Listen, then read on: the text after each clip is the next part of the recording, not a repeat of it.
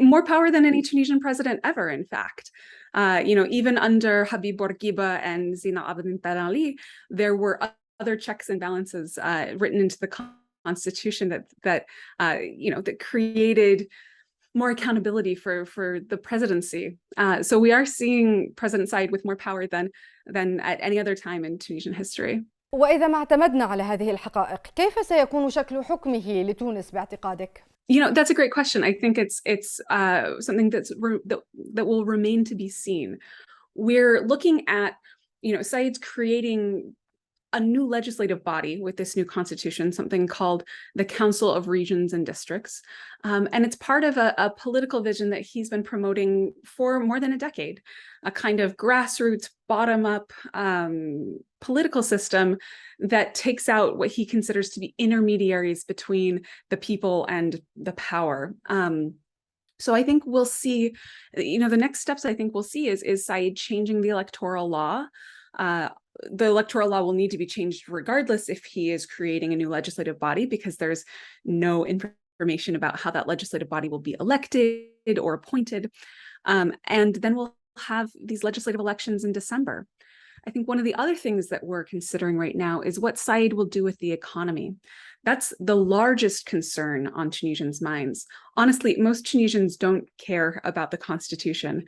Almost everybody who I've spoken to in the last months, that's actually for more than 3 years. I've been here for 3 years. People are very concerned about the cost of living. They're concerned about the decrease in value of the dinar. They're seeing themselves get squeezed economically in ways that they hadn't ever before in their lives. And so it's going to be very important to see what President Said does with the economy.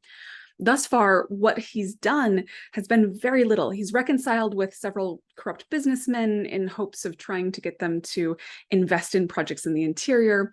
And he's also pursued a nearly $4 billion loan package from the International Monetary Fund. But the slate of reforms that he and his government have proposed in order to secure that loan are widely unpopular. It's things like slashing the public wage bill, and the Tunisian government is the largest employer in the country.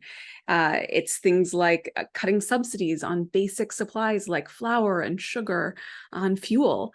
These are things that everyday Tunisians just can't imagine becoming more expensive in their lives. And in June we had a nationwide strike called by the very powerful and influential Tunisian General Labor Union, which we call the UGTT. It's the French acronym.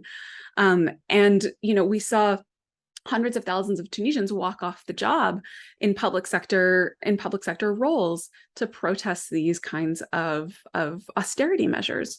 So I think it'll be very important to see what President Said does with the economy, because there's only so much, hope people can have in political vision if they can't find jobs, or if, they're struggling to buy basic goods like bread and sugar.